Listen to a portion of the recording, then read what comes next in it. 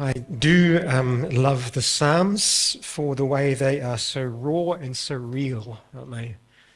About life and God and struggles and hopes and all those sorts of things. They are very much a unfiltered look, I think, at what it is to journey through life, but so often with a steadfast commitment to do so with God. And that is what I love about them. Despite what the psalmist is going through, he almost invariably returns to a trust in God at the end. Do you ever feel sometimes like you are running on empty in your spiritual life? That there is nothing in the tank, maybe? Do you ever think that your spiritual life seems to be always at the bottom of your priority lists?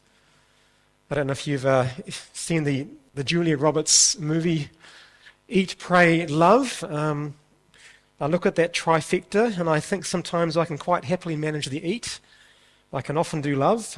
Pray, it tends to come a distant last in the whole sequence of the three there. And sometimes it's the question bugs me. Wouldn't it be great to get some perspectives on how to do spiritual life better sometimes? And so that is the reason that we are doing a series which we are calling Core Care. How do we boost, how do we invest in our core spiritual life? How do we care for it? How do we do things and have attitudes which can nourish our spiritual walk with the Lord, rather than leaving it the distant third that sometimes it can be? And so we're going to dip into the series over the next few months, off and on, and at some points we're going to have conversation partners which come from you.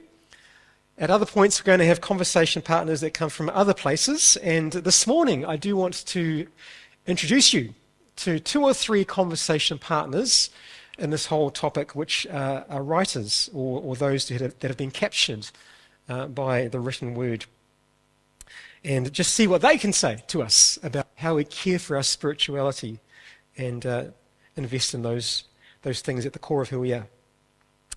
Introductions are always good, and so I am going to introduce you firstly to Brother Lawrence as our first conversation partner. Brother Lawrence was a lay brother who served in a monastery in Paris in the 1600s. French, obviously. He wasn't a high-up person in the monastery. He was, in fact, one of the lower of the lay brothers who served there. He worked in a kitchen, the kitchen of the monastery, for a long time, before moving into making sandals and repairing sandals for people. He was ex-soldier and had been wounded in the war, and he walked with a limp.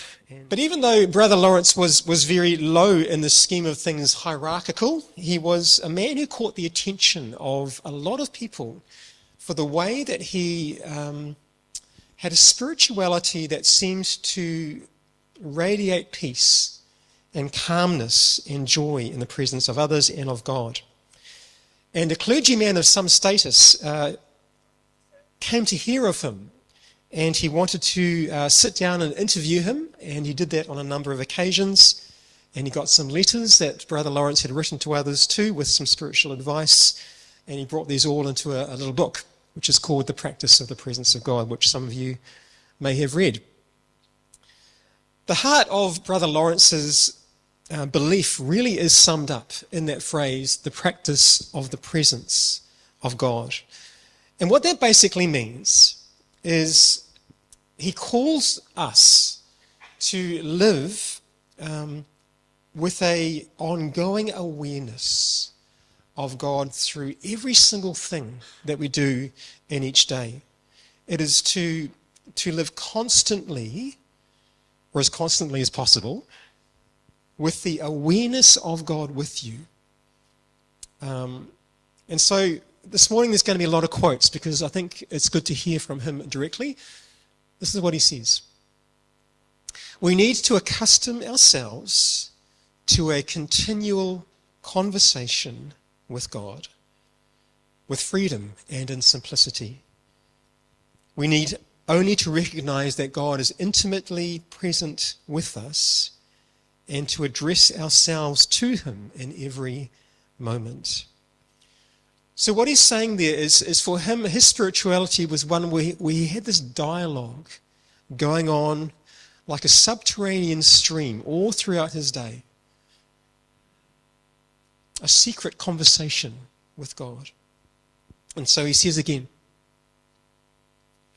we need to accustom ourselves to a continual conversation with God with freedom and simplicity. Have I had that one in before?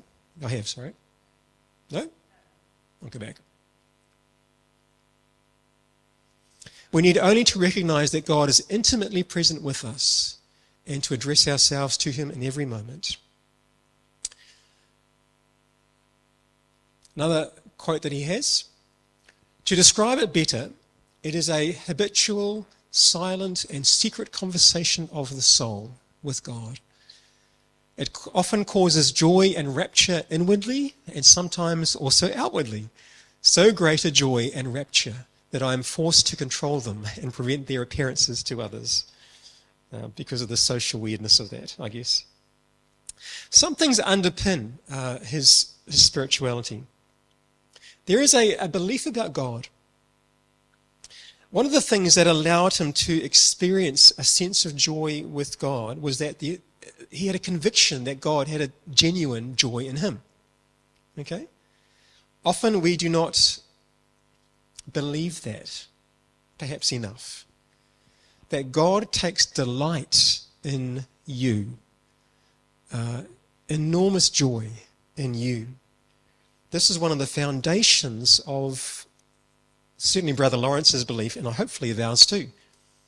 He was convinced that he was a wretched sinner, in his own words, but that God delighted in him anyway. And this is what he says. This king, full of mercy and goodness, very far from chastising me, embraces me with love, makes me eat at his table, serves me with his own hands, and gives me the key to his treasures. He converses and delights himself with me incessantly in 1,000 ways and treats me in all respects as his favorite. This is how I consider myself in his holy presence. Stock take time. Out of 100%, how convinced are you that God delights in you every moment of the day? Not just in your head. Do you know that? That you are a source of infinite joy to God? Where's your percentage mark in your belief of that statement?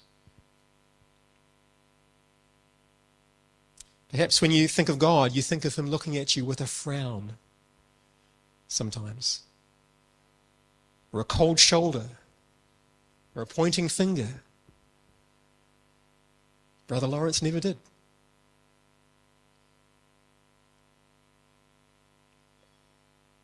He genuinely and fervently believed God's face lit up with a smile whenever he turned to him.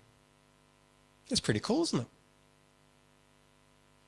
A second underpinning of his belief was a belief about worship. Brother Lawrence found that if he did things for God's pleasure instead of the pleasure of people, even the smallest thing could become an act of worship. He actually felt closer to God when he was working in the kitchen and making sandals than when he had those defined periods of time when people in monasteries are supposed to pray, right? He said, that time just bored me. It did not click with him at all. But he said, get me in the kitchen, doing stuff. That is my holy place. That is my place where I can worship God. He would just keep on this silent conversation of adoration with God, even in the middle of doing dishes or punching holes in leather. And so Brother Lawrence saw every task as a potential act of worship. This is what he says. Our sanctification and holiness do not depend upon changing what we do, but in doing for God's sake what we commonly do for our own, or for others, in fact, I think. Doing for God's sake what we commonly do for our own. So if he was here today, I don't know, he might say, when you're doing the accounting, do the accounts with God smiling at you as you tally the numbers, because that is an act of worship. When you're hammering in the nail, when you're changing the nappy, that is a place where God smiles upon you when you do it with him and for him as an act of worship. We should not be weary of doing small things for the love of God, who regards not the greatness of the work, but the love with which it is performed. That's quite cool, isn't it? He said at one point, even picking up a piece of straw off the ground is an act of worship for him, because he was conscious of the Lord's joy in him as he did it. Another underpinning, a belief about the future, about failure rather, sorry. This is a big one, isn't it? We beat ourselves up very quickly.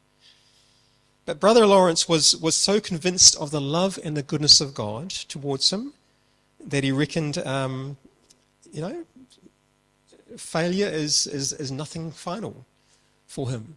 When he had failed in certain duties, he confessed his fault to God. I shall never do otherwise if you leave me to myself. Basically, he's saying my natural state is as a failure. That is my constant air that I breathe is failing. If you left me to myself, God, you must stop me from falling and mend what is wrong. So he's saying basically, God, just keep your work in me, that I fail less. And after that, he gave himself no further anxiety about it. Deal with failure quickly is what he is kind of saying there. God does not want you to wallow. I love this one quote that he said in his little book. We must make our heart a spiritual temple where we adore him incessantly. And I'm going to come back to that quote soon, because it segues into our second person that I want to introduce to you to. He's a writer called Brandon J. O'Brien. This guy has worked with Tim Keel quite a lot in the States, works in a theological institution. But I read one of the articles that Brandon O'Brien wrote once about imagination. And what he says is faith is an act of imagination. And he knows that is going to cause some people some questions. What he says is this. Perhaps the questions, actually, I'll frame that first. What he says is this. Faith is an act of the imagination, and a healthy, vibrant imagination is crucial to the Christian life.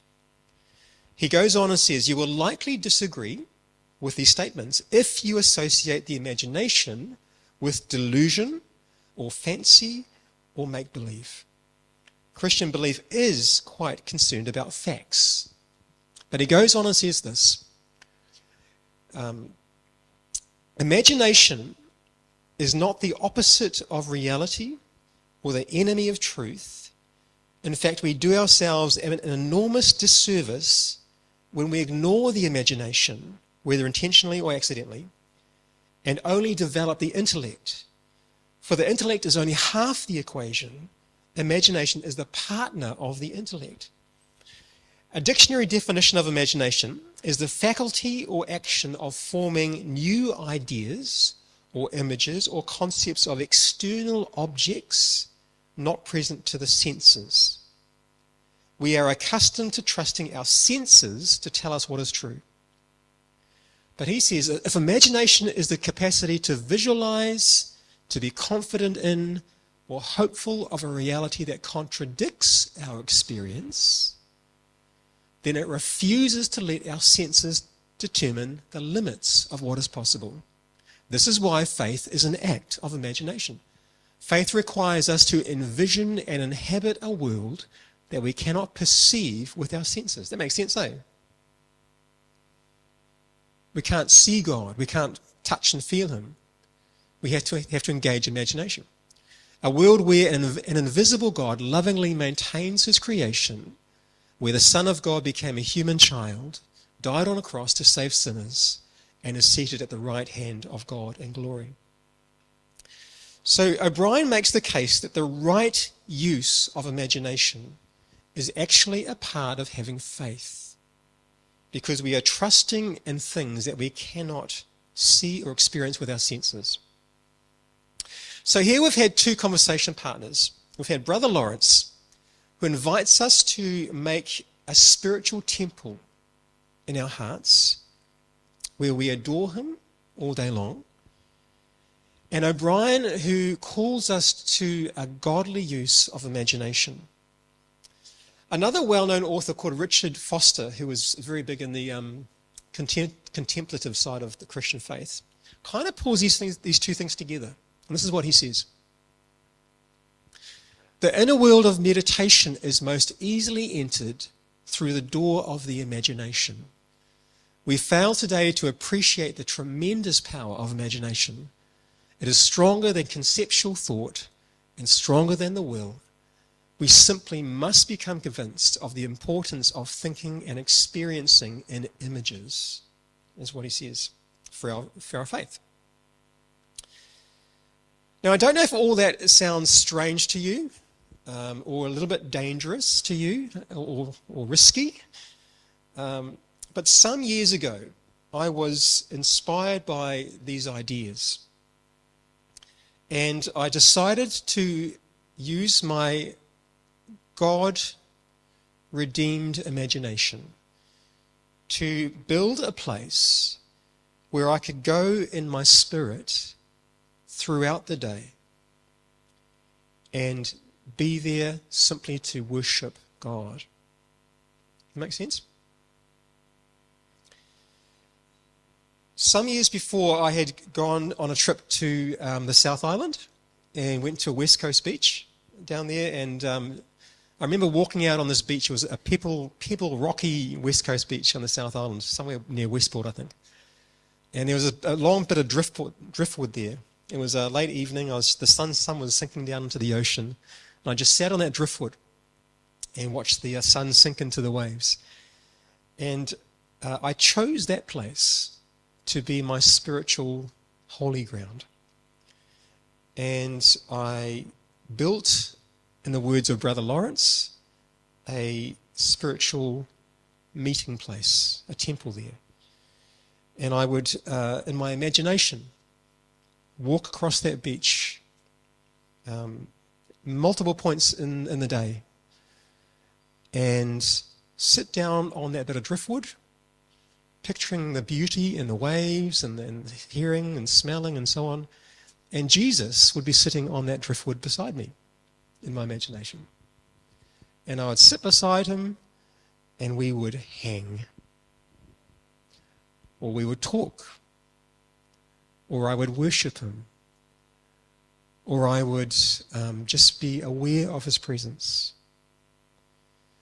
And I went there so many times during a course of a day that I could just go there instantly and just sit there, and immediately I would sense God's presence beside me. There was a godly use of imagination to build a temple in my heart, a meeting place with Jesus.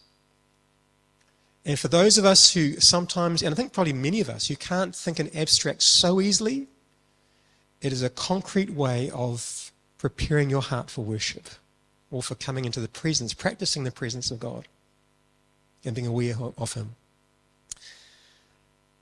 I still do it to this day. No one knows it. I might be sitting at my desk or driving and no one would see, but I'm actually on a beach on the west coast of the South Island with Jesus, just adoring him and feeling his joy in me as well. So we're going to do that now. All right? For some of you, this will be nothing new. For some of you, you've probably been doing this for years. But this is practicing the presence of God. For others, it might feel a bit strange. You've never done this before. I encourage you to give it a go. And if it's of value to you, keep it up. If it's not, discard it, because not everything suits everyone. But if it does, let's just give it a go, shall we? And we'll see what happens. Close your eyes.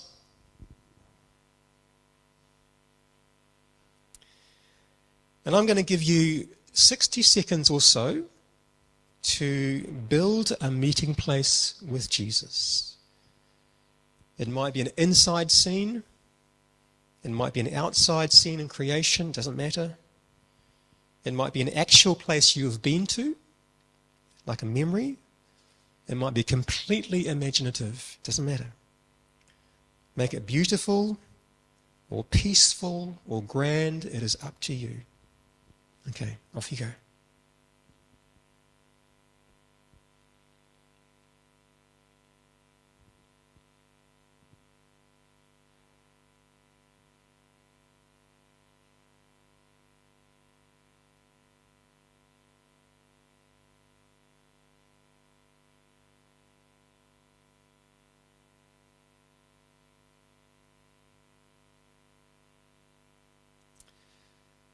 Once you have that scene, picture Jesus in it.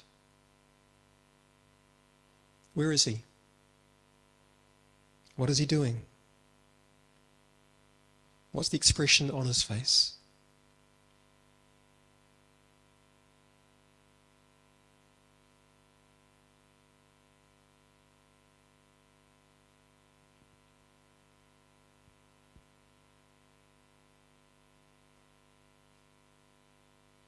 Imagine yourself approaching him.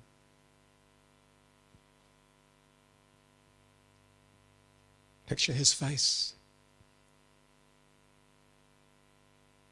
Remember the words again of Brother Lawrence, the King embraces me with his love, delights himself with me. Jesus feels joy being with you. What are you feeling? What are you doing?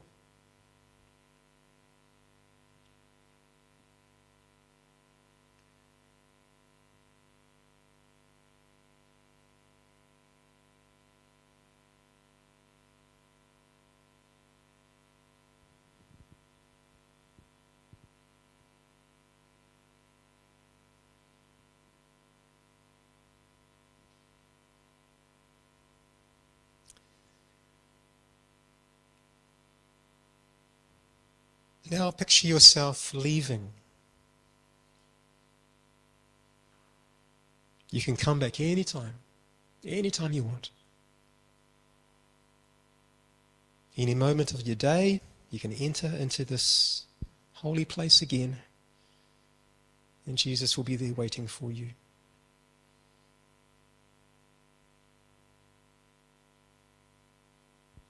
Okay, open your eyes.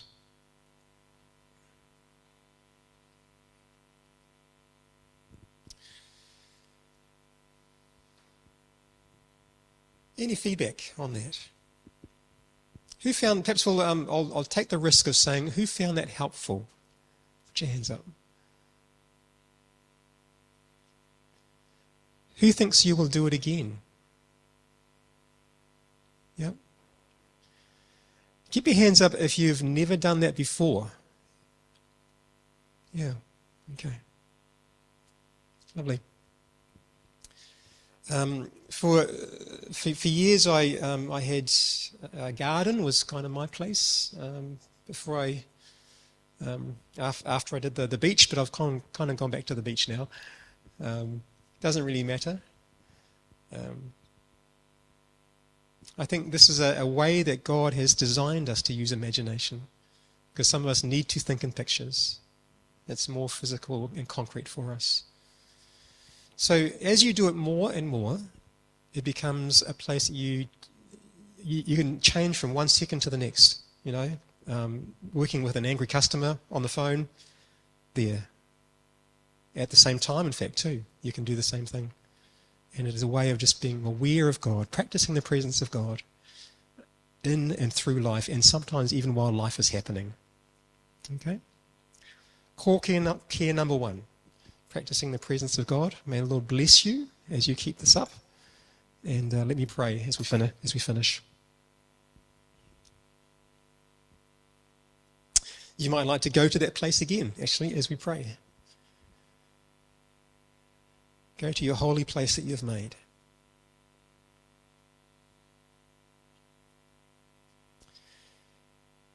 Jesus, we sense your adoration.